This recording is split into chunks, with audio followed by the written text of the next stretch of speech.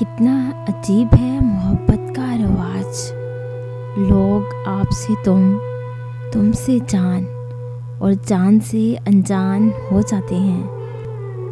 रुलाएंगे उन्हें भी एक दिन अपनी मोहब्बत का दिलासा देकर। रवाज बना रखा है जिन्होंने दुनिया में दिल तोड़ने का।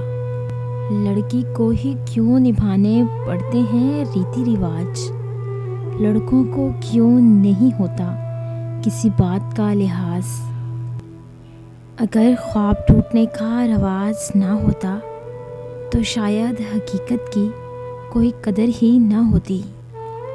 रवाज तो यही है दुनिया का, मिल जाना बिछड़ जाना। तुमसे ये रिश्ता कैसा है, ना मिलते हो ना बिछड़ते हो। ये कैसा रिवाज है तेरे शहर नए शहर का। इसकी चमक में मैंने सच्चे रिश्तों को गुम होते देखा है। कल के हर रवाज में ये आज ढूंढता है।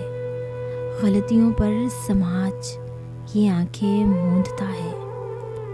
अजीब रिवाज है इस माशरे का, घर की रौनक भी तो और जहेज भी। तुझे जो मालूम होते वफा के रस्मों रिवाज सारे। मोहब्बतों में हमारा किस्सा मिसाल होता कमाल होता। बहुत सोचकर अपनों से रूठा करो।